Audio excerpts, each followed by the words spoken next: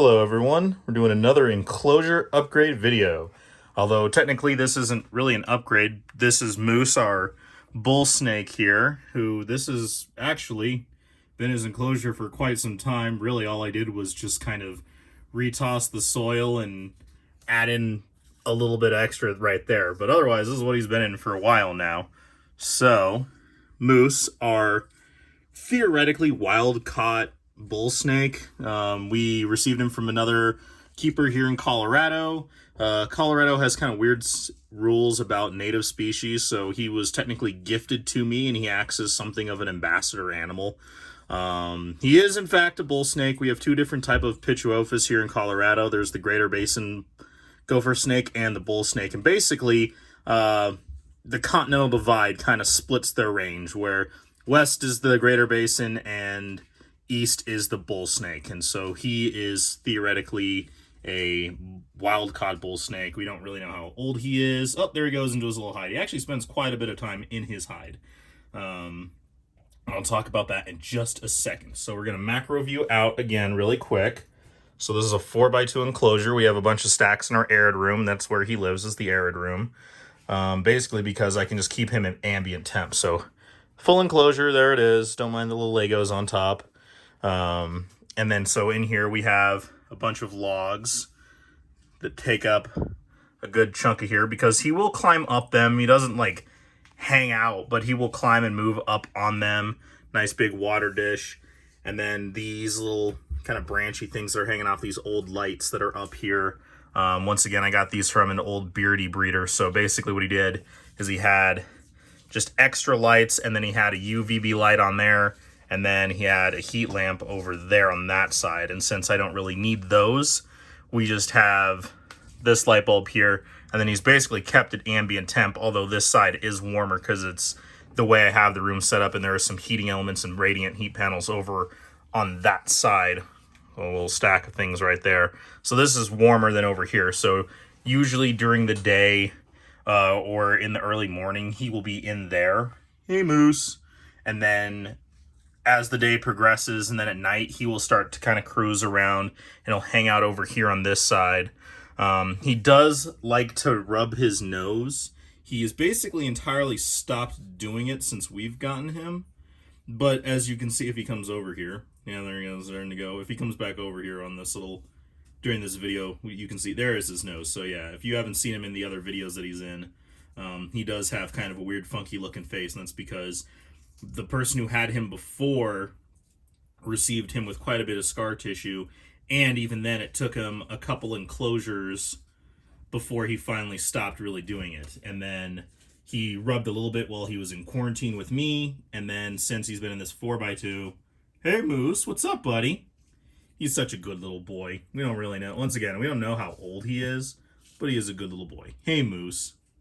There you go. You can see that scar tissue there. So basically, that's it. Just wanted to show off this kind of cool little enclosure here. So just, and I did mention that I'll talk about his hide. His hide is technically just an upturned oil pan that we got at the Dollar Tree. Dollar Tree, not sponsored, but great place to get a bunch of kind of inexpensive DIY reptile habitats, hides, bowls, and things like that. Water dish, $1. Overturned thing, $1. Plants, $1. This, $1. Wood from our tree, clean, free. It's great. And then his substrate is a mix of cypress mulch and organic topsoil. There's probably some eco earth in here somewhere along the lines too, but nah. And then down in his hide, there's a little bit of cypress mulch, although I haven't really been able to I haven't rehydrated it with like a little spray or not, but he's had absolutely zero health or shedding issues in there. But so the actual the humidity in this room is about 30%, and then in his hide it's usually closer to around 50, which is probably all he really needs for shedding purposes. But when I rehydrate it, obviously it spikes a little bit. I haven't done a species spotlight on these guys, but little quick fun things about the bull snakes is that they are some of the larger, these are the largest species of Pituophis catenifer. There's quite a few different subspecies of gopher snake. These guys are the largest. They also have the widest and biggest range. They stretch all the way from up into Canada, all the way down into Texas, maybe even to Mexico. I can't remember off the top of my head, and Pitchwofus fans will get mad at me if I say otherwise. So rather than spread misinformation, I will just say that it's very extensive, and their color varies based on where they're found.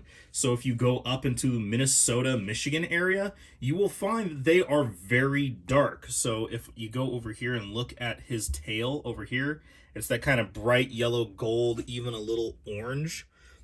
He is very, very dark. They can be not truly black, but he's pretty dark, like kind of bumblebee color looking. They will be their saddles and banding and splotches will be much whiter. They will be all dark.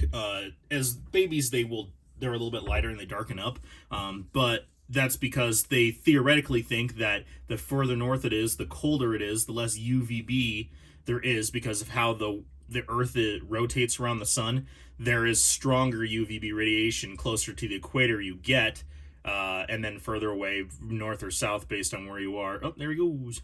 And then so once you go further south in the range, the yellows and the golds, and then further south, the browns and the reds. So in Texas, there are a lot of different localities that they're literally called reds. They're the red bull snakes, and they're kind of more brown and red, or a little bit of black and red. But we'll do a whole species spotlight about bull snakes and probably gopher snakes in general. We'll see about that.